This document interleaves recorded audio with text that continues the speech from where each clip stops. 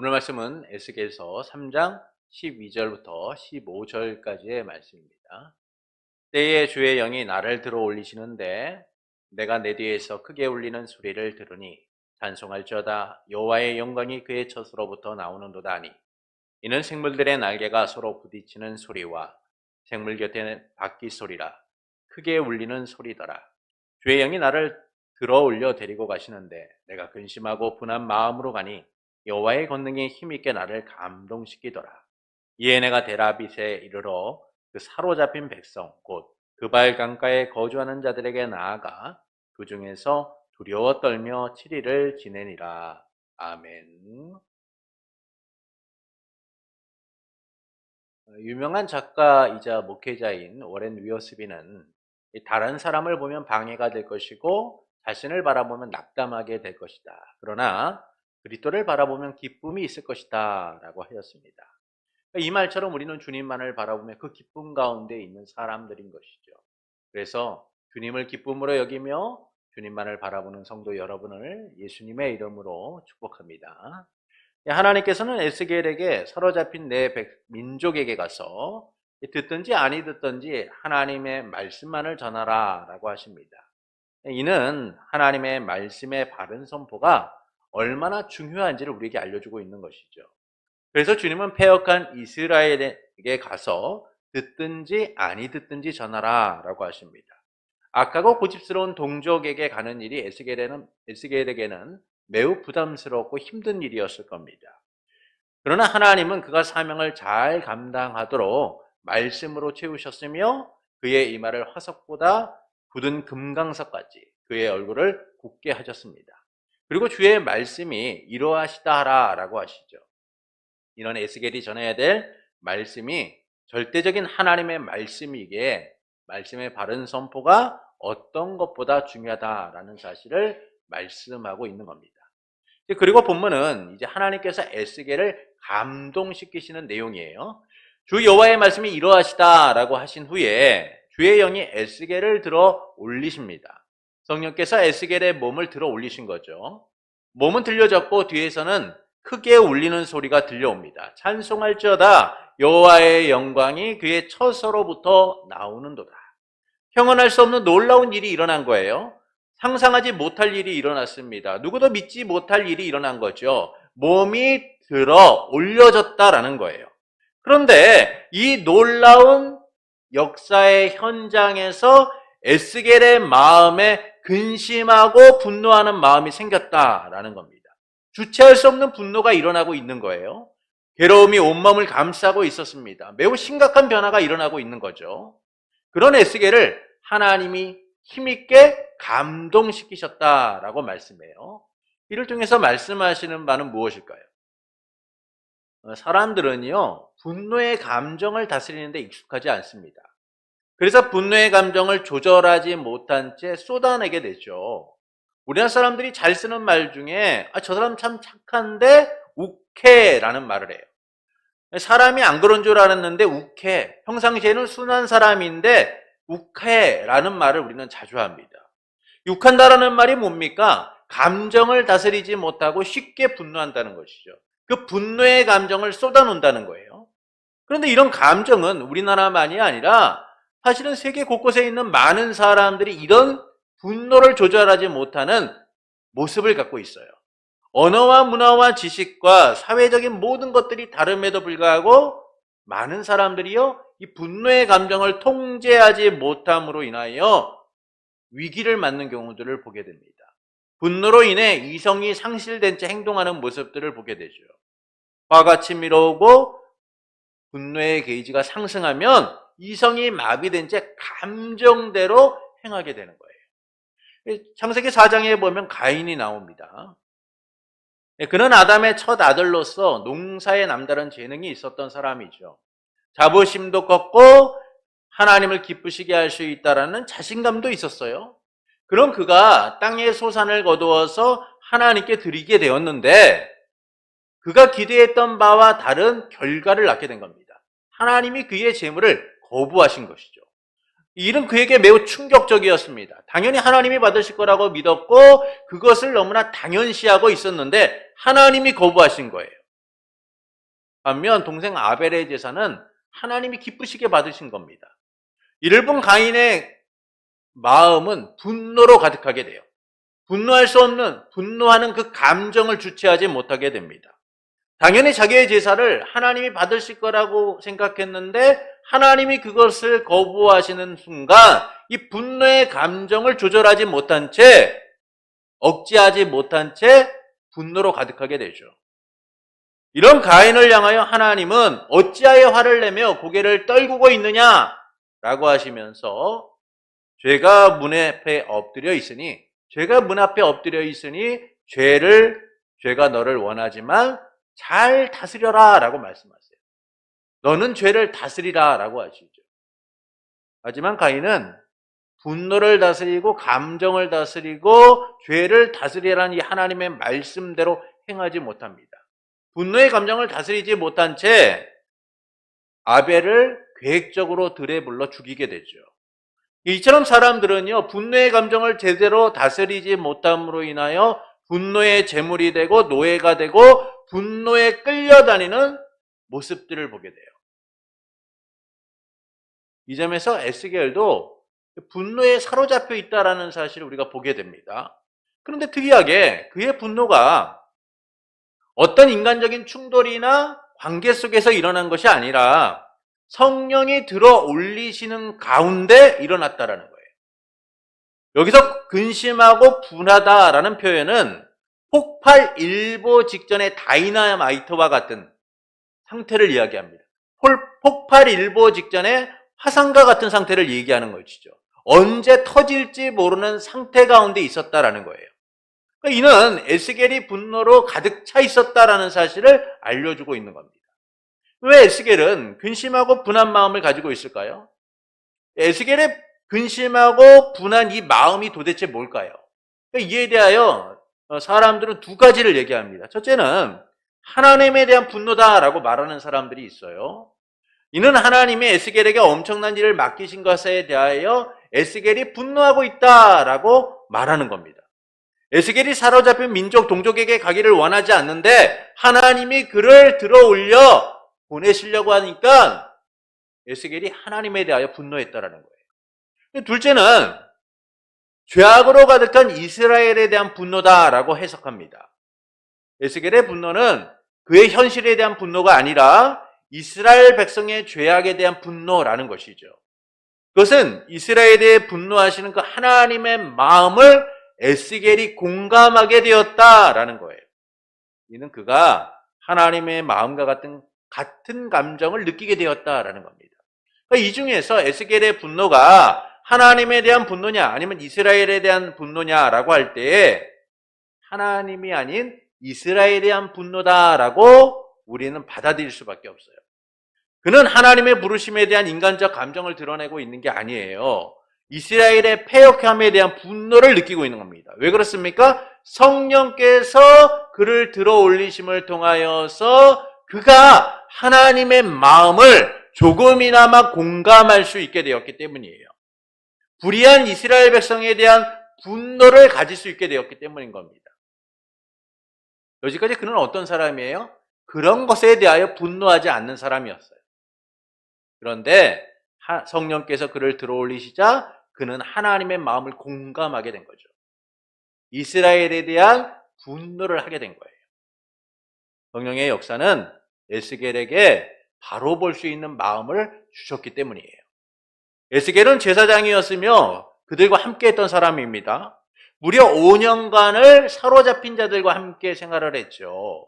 그 기간 동안 그는 그들과 별반 다를 바 없는 사람이었어요. 패배주의에 잠겨 있었고 타향살이의 아픔에 익숙해 있었고 보이지 않는 희망에 절망했던 사람입니다. 죄에 대한 인식도 없었고 너무나 무기력한 삶을 살고 있었죠. 제사장이었지만 성결하지 못한 백성들의 모습에 침묵하는 사람이었어요. 이스라엘의 죄에 대하여 분노하기보다는 그냥 무감각하게 받아들이고 있었던 사람인 겁니다. 그런 에스겔을 성령께서 들어 올리실 때에 분노가 일어난 거예요. 이스라엘 자손이 어떤 이들인지를 잘 알고 있었지만 어떤 감정적 동요도 갖고 있지 않았던 그가 성령님을 통하여서 하나님의 감정, 하나님의 분노에 대하여 조금이나마 알게 된 거죠. 이스라엘 백성의 죄에 대하여 분노하는 마음이 생기게 된 거예요. 이처럼 에스겔의 분노는 하나님의 감정과 연결된 공감대가 형성된 일이었다라는 겁니다. 하지만 하나님은 에스겔의 분노를 잠잠하게 하세요. 그의 분노가 잘못된 것이 아니고 하나님의 감정과 공유된 이스라엘의 죄에 대한 분노인데 하나님은 오히려 그 마음을 다스리도록 하셨다는 거예요. 힘있게 감동시키셨다라고 말씀합니다. 이를 통해서 말씀하시는 바는 무엇일까요? 이 감정만으로는요, 하나님의 사역을 감당할 수 없기 때문인 거예요. 에스겔의 분노는 하나님의 마음과 연결된 의로운 분노입니다. 그러나 하나님은 그의 분노를 잠잠케 하시죠. 그분의 권능으로 힘있게 감동시키셨다라고 말씀을 합니다. 여기서 힘있게라는 말은 견고하게 하였다, 강하게 하셨다라는 말이에요. 하나님께서 에스겔을 힘있게 감동시키셨다라는 것은 그를 담대하게 하셨다는 거예요. 그의 마음을 견고하게 하셨다는 겁니다. 감정에 흔들리지 않도록 하셨다라는 것이죠. 분노의 감정에 흔들리지 않도록 견고하게 하신 거예요. 하나님의 말씀을 전하는 힘든 사역을 잘 감당할 수 있도록, 성공할 수 있도록 하나님은 그를 강하게 하셨다라는 겁니다. 하나님은 에스겔이 감정에 치우치는 사역이 아니라 강하고 견고하게 하나님에 사로잡혀서 그 일을 행할 수 있도록 하신 거죠. 왜 그럴까요? 하나님의 일은요, 감정이 아니라 하나님의 뜻에 의하여 이루어져야 하기 때문인 거예요. 감정대로 하면요, 언젠가는 실패하게 되어 있습니다. 그래서 하나님은 감정이 아니라 하나님의 말씀대로 행하도록 그 마음을 강하게 하신 거예요. 모세는 40년간 이스라엘의 지도자로 일을 하게 됩니다. 그러나 모세의 그 사역은 이스라엘 백성으로 인하여서 마음도 감정도 상하는 일이 참 많았습니다. 그들은 지도자인 모세를 잘 따르고 그 말대로 행하기보다는 끊임없이 삶에 조그만 문제가 있으면 그 원망을 모세에게 쏟아놨어요. 물이 없다고, 고기가 없다고, 길이 힘들다고 그들은 끊임없이 불평과 원망을 늘어놓는 그런 사람들이었습니다. 그럴 때마다 하나님은 모세의 마음을 붙잡아 주셔서 그 온유함이 지면에 승하도록 하셨다라고 말씀하죠. 그러나 모세는 하나님을 여전히 의지하고 바라봐야 했지만 이 순간의 감정을 다스리지 못함으로 인하여 실패하게 됩니다. 무리바에서 물로 인하여 불평하는 이스라엘 백성 때문에 그는 분노하게 되죠. 반석에 명령하여 물을 내라 라고 하나님이 하셨지만 그는 백성들에게 보여주고 싶었어요. 내가 어떤 사람인 줄 알아? 하나님이 들어쓰시는 사람이야. 그래서 그는 반석에 명령하여 물을 내라는 하나님의 말씀대로 행하지 않고 반석을 내리치게 되죠. 2번 내리쳐 물을 내게 합니다. 자기의 감정과 분노를 담아 백성들이 보는 앞에서 반석을 2번이나 내리쳐요. 일로 모세는 하나님의 책망을 받게 됩니다. 이처럼 감정은 때로 우리를 넘어지게 하는 거예요. 그것이 의로운 분노라고 해도 우리의 감정과 섞이게 되면 문제가 될 수 있다라는 겁니다. 감정을 따라 행하게 되면 오히려 하나님의 뜻대로 행하기보다는 그 하나님의 뜻을 막는, 하나님 앞에 불순종하는 결과를 가져올 수 있기 때문인 것이죠. 그래서 하나님은 에스겔의 마음을 견고하게 하신 거예요. 그의 분노가 의로운 분노이고 패역한 이스라엘 백성에 대한 분노이지만 그 분노의 감정만으로는 하나님의 일을 할 수 없기 때문인 겁니다. 그래서 하나님은 에스겔의 마음을 힘있게 견고하게 하시고 그를 감동시키셔서 하나님의 뜻대로 행할 수 있도록 하시는 거죠. 하나님의 권능에 사로잡혀 성공적인 사역을 감당할 수 있도록 하시는 거예요. 에스겔은 악하고 고집스러우며 반역하는 무리에게 가야 하기 때문입니다. 그들에 대한 의로운 분노만으로 가면 결국 그의 감정은 드러날 수밖에 없어요. 그리고 하나님의 일을 감정적으로 처리하게 될 뿐입니다. 그래서 하나님은 에스겔에게 그분의 마음을 느끼게는 하셨지만 그 감정대로 행하기를 원하시지 않는 거예요. 더욱 강한 힘, 하나님의 권능에 사로잡혀서 견고하고 강하게 어떤 상황과 환경에도 흔들리지 않고 감정을 드러내지 않고 하나님의 일을 감당하도록 하시는 겁니다. 분노가 아닌 하나님의 뜻을 따라서 그 일을 행할 수 있도록 하시는 거죠. 그래서 이제 감정에 치우치지 않고 하나님의 사역을 감당할 수 있도록 하나님은 견고하게 하시는 거예요. 그런데 의아하게도 본문 15절은 에스겔이 그 중에서 두려워 떨며 7일을 지냈다라고 말씀해요. 본문 15절을 보십시오. 이에 내가 델 아비비에 이르러 그 사로잡힌 백성 곧 그발 강가에 거주하는 자에게 나가 그 중에서 두려워 떨며 7일을 지내니라. 하나님이 강하고 견고한 마음을 주셔서 그 사역을 감당하게 하신 거예요. 그런데 그 현장에 가자 에스겔이 두려워 떨며 7일 동안 그들과 구별된 채 있었다라는 겁니다. 여기서 두려워 떨다라는 것은 황폐하게 되었다, 깜짝 놀라게 되었다라는 뜻이에요. 에스겔은 사로잡힌 자들 가운데 7일간을 너무나 안타까운 심정으로 있게 됩니다. 참혹한 제약의 현장에 대하여 7일 떨고 황폐하게 되었다라는 것이죠. 이 점에서 두려워하며 7일을 보냈다라는 것은 하나님이 그를 죄악된 세상과 죄악된 백성들과 구별하셨다는 거예요. 거룩하게 하셨다라는 겁니다. 그가 제사장으로서 성결하도록 하셨다는 것이죠. 레위기 8장에 보면은 이 제사장을 정결하게 하는 기간에 대하여 나옵니다. 7일이에요. 하나님은 제사장을 정결하게 7일 동안 구별하라고 하십니다. 성결하게 하라라고 하시죠. 이를 근거로 해서 하나님이 에스겔을 성결하게 하셨다라는 사실을 우리는 발견하게 되는 거예요. 그가 두려워하며 7일 동안을 있었다라는 사실은 단순히 그가 두려움과 공포 속에 있었다는 것이 아니라 죄에 대하여 7일 떨며 죄에 대하여 놀라며 죄와 구별된 이스라엘 백성과 구별된 하나님의 사역자로서 거룩하게 되었다라는 사실을 말씀해주고 있는 것이죠. 하나님의 선지자로서 하나님의 말씀 속에 구별된 기간이었다라는 겁니다. 이처럼 에스겔은 죄악으로 물든 이들과 달리 정결케 되었어요. 그래서 하나님은 그의 하나님의 사명을 감당할 수 있도록 에스겔을 구별하신 것이죠. 이처럼 하나님께서는 에스겔을 정결하게 하셨을 뿐만 아니라 강하고 담대하게 하셔서 그가 성공적으로 사역을 감당할 수 있도록 붙들어주고 계신 거예요. 그러니까 이 점에서 우리는 맡기신 사역이 얼마나 하나님의 놀라운 손길 가운데 있는가라는 사실을 생각해 보게 되죠. 하나님은 그분의 자녀들, 그가 부르신 자들을 무방비한 상태, 무책임한 상태로 내버려 두시는 분이 아니라는 겁니다. 우리가 세상을 이기고 담대하게 그 일을 행할 수 있도록 주님은 권능의 손길로 우리를 붙들어 주시고 감동케 하시고 힘있게 하시며 구별되게 하셨다라는 것이죠. 블레셋과의 전쟁을 앞에 둔 이스라엘 군사들은요, 두려움에 떨고 있었습니다. 무려 키가 3m가 되는 골리앗, 싸움에 능하고 백전노장이고 한 번도 져본 적이 없는 그 골리앗을 보는 순간 이스라엘 백성은 두려움에 빠져 있었어요. 무려 40일 동안 그가 하나님을 조롱하고 자신들을 조롱하고 있음에도 불구하고 그들은 침묵할 수밖에 없었습니다. 그때 아버지의 심부름으로 갔던 다윗이 이 소리를 듣게 되죠.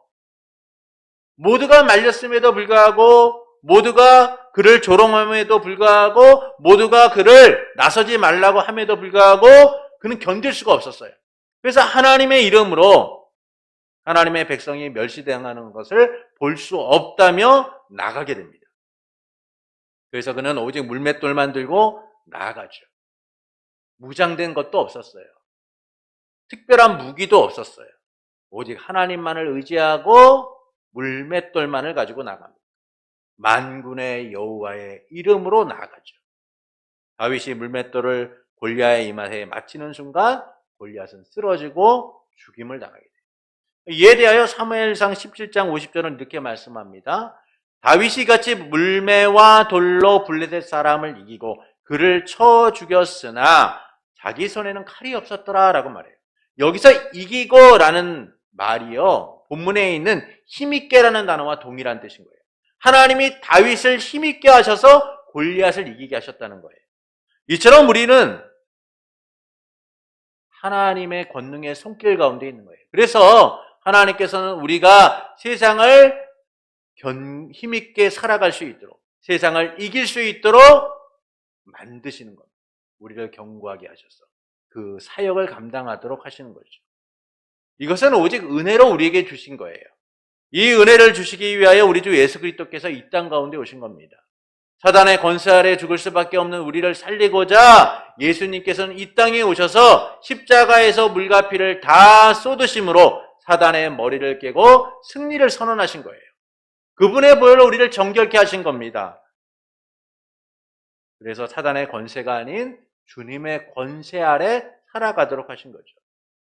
그분의 부활은 우리를 새 생명으로 이끌었고 더는 세상의 공포와 두려움 속에 떨지 않도록 하신 거예요. 우리의 숨통을 조르고 우리의 마음을 두렵게 하고 우리의 삶을 올감했던 사슬을 끊어 세상을 이기신 주님처럼 세상을 이길 수 있도록 만드신 거예요. 그래서 예수님은 요한복음 16장 33절에서 이렇게 말씀합니다. 이것을 너에게 이르는 것은 너희로 내 안에 평안을 누리게 하려 함이라. 세상에서는 너희가 환난을 당하나 담대하라. 내가 세상을 이기었노라. 내가 세상을 이겼노라. 우리 주 예수 그리스도께서 세상을 이기신 것처럼 우리도 세상을 이길 수 있도록 하신 거예요. 환난을 당해도 고통을 당해도 위기를 만나도 우리는 넘어지지 않아요. 왜냐하면 주님이 힘있게 우리를 붙들어 주시기 때문이죠. 우리보다 먼저 주님이 세상을 이기셨고 우리도 이기게 하셨기 때문이에요. 그분이 우리를 힘있게 하셔서 세상을 이기도록 하셨기 때문입니다. 가장 강한 예수라는 울타리 안에 어떤 적도 침범하지 못하도록 주님이 우리의 울타리가 되시고 우리의 힘이 되셔서 함께 하신다는 것이죠. 이를 통해 하나님께서는 우리가 어떻게 살아가기를 원하실까요? 강하고 담대하게 하시는 주님을 믿기를 원하시는 거예요. 강하고 담대하게 하시는 주님을 믿기를 원하시는 겁니다. 하나님은 우리를 강하게 하고 담대하게 하셨습니다. 백성된 우리를 외면하지 않고 친히 싸우시며 우리를 지키시죠. 그렇게 우리는 어떤 상황에서도 담대할 수가 있는 거예요. 그러나 우리는 주께서 우리를 강하게 담대하게 하심을 믿기보다는요, 여전히 세상 속에서 불안과 두려움으로 살아갈 때가 많아요. 그것은 언제나 세상의 편에서 살기 때문이에요. 세상의 편에 서 있기 때문인 겁니다. 세상을 바라보기 때문이죠. 그래서 주님이 우리를 강하고 담대하게 하심에도 불구하고 세상의 모습에 주눅들고 겁을 먹고 싸울 용기조차 내지 못한 채 살아가는 거예요. 이스라엘 땅에는요, 한동안 평화가 있었지만 사람들이 하나님을 잊고 자기 멋대로 살아가게 됩니다. 이 때문에 하나님은 이스라엘 백성을 미디안의 손에 넘기시게 되죠. 미디안 사람들은 곡식이 익을 무렵이면 이스라엘 백성을 침범하여서 약탈하고 그들의 밭을 휩쓸고 지나갔어요. 미디안 군대의 힘 앞에 그들은 저항조차 하지 못하고 산이나 굴에 숨어 있을 수밖에 없었습니다. 그때 한 젊은 남자가 몰래 포도주 틀 속에 숨어서 밀을 타작하고 있었어요. 밀을 타작할 때 바람을 이용해야 했지만 그는 미디안 사람들의 공포와 두려움으로 인하여 포도주 틀 안에 몰래 숨어 밀을 타작하고 있었습니다. 조심스럽게 곡식을 털고 있었죠. 그가 바로 기드온이에요. 하나님께서는 이런 기드온을 부르셔서 이스라엘의 구원을 이루시고자 하셨어요. 그러나 그는 자신은 가장 작은 자라며 도망치고자 했습니다. 하나님께서 부르신 증거, 이적을 보여달라고 하며 회피하고자 했죠. 이와 같은 기드온처럼 우리는 세상 속에 숨어서 겁먹고 싸울 용기조차 내지 못한 채 살아가려고 해요. 이미 주님은 우리를 강하게 하셨고 담대하게 하셨고 세상을 이길 힘을 주셨음에도 불구하고 언제나 우리와 함께 하시며 세상을 이기도록 하셨음에도 불구하고 우리는 하나님의 편이 아닌 세상의 편에 서서 두려움과 염려 속에 살아가며 숨으려고만 하죠. 우리를 강하게 하신 주님, 반드시 이기게 하시는 주님의 편에 서기보다는 세상의 편에 서려고 할 때가 너무나 많아요. 그러나 이제 우리는 주님의 편에 서야 됩니다. 예리하여 어떤 분들은 이미 우리는 하나님의 편인데 굳이 또 하나님의 편에 서야 합니까? 라고 말하시는 분들이 있을지도 몰라요. 그러나 정말 우리가 하나님의 편에 있는지를 좀 생각해 봐야 돼요. 입술로는 우리가 하나님의 편에 있다고, 하나님을 잘 믿고 있다고 말하지만 정말 우리는 하나님의 편에서 담대하게 살아가고 있는가를 생각해 봐야 합니다. 마음과 생각 모든 면에서 하나님의 편에 있는지, 우리가 필요할 때만 하나님의 편에 있지는 않은지, 우리가 힘들 때만 하나님의 편에 있지 않은지, 우리가 편하고 살만할 때는 하나님의 편에 있는지를 생각해 봐야 돼요. 안타깝게도요, 많은 이들이 삶에서 하나님의 편보다는 자신의 편에서, 내가 원하는 편에서 서고자 할 때가 많아요. 그러나 우리는 하나님의 편에 서야 합니다. 이스라엘 백성, 그들은 생각하기를 언제나 항상 하나님의 편에 있다라고 믿었어요. 근데 사실 그들은 하나님의 편에 있기보다는 세상의 편, 우상의 편, 자신들만의 편을 만들어 살아가고자 했어요. 하나님께 예배하고 하나님께 많은 제물을 드리고 하나님께 정성을 다 쏟은 것처럼 보였지만 그들은 하나님의 편에 있지 않았어요. 스스로 하나님의 편이라고 믿고 있었을 뿐이죠. 그 순간 그들은 무기력한 자들이 되었어요. 세상에 정복당하는 인생이 되었습니다. 두려움과 염려 속에 살아가는 인생이 된 거죠. 그래서 우리는요, 하나님의 편에 서야 하는 겁니다. 하나님의 편에 서는 순간 그분이 우리의 대장 되심을 누리게 되는 거예요. 우리보다 앞서가신 예수님을 통하여 우리는 세상을 이기는 삶이 무엇인가를 경험하게 되는 겁니다. 그러므로 하나님의 편에 서야 합니다. 주님의 편에 설 것인가, 아니면 여전히 우리가 머물러 있는 이 세상의 편에 설 것인가를 오늘 결단해야 합니다. 요즘 세상의 편이 되어서 말하고 세상의 편에서 성경을 해석하려고 하는 이들을 보게 돼요. 하지만 세상이 어떤 말을 하고 어떻게 우리 자신을 자신의 편으로 끌어들이려고 한다라고 할지라도 우리는 하나님의 편에 서야 합니다. 하나님의 편에 서는 일이 쉬운 일은 아니에요. 어렵고 힘든 일이죠. 그러나 우리는 하나님의 편에 서는 순간 그 모든 것을 이겨낼 수 있어요. 하나님께서 우리를 강하고 담대하게 하시기 때문이에요. 그래서 우리가 진심으로 마음을 모아 주를 고백하고 주님의 편에 서고자 할 때 우리는 그 은혜가 무엇인지를 누리게 돼요. 예수님께서는 마태복음 10장 32절에서 누구든지 사람 앞에서 나를 시인하면 나도 하늘에 계신 내 아버지 앞에서 그를 시인할 것이다 라고 말씀하세요. 사도 요한은 요한일서 4장 15절에서 누구든지 예수를 하나님의 아들이라고 시인하면 하나님이 그 안에 거하시고 그도 하나님 안에 거하느니라 라고 말씀하죠. 주님이 우리에게 원하시는 것은 진심으로 마음을 담아 주님을 고백하는 삶인 거예요. 주님의 편에 서는 삶인 겁니다. 주님은 이미 우리를 강하게 하셨고 담대하게 하셔서 세상을 이기도록 만드셨어요. 그럼에도 불구하고 우리는 세상에 주눅든 채 두려움과 염려 속에서 살아가죠.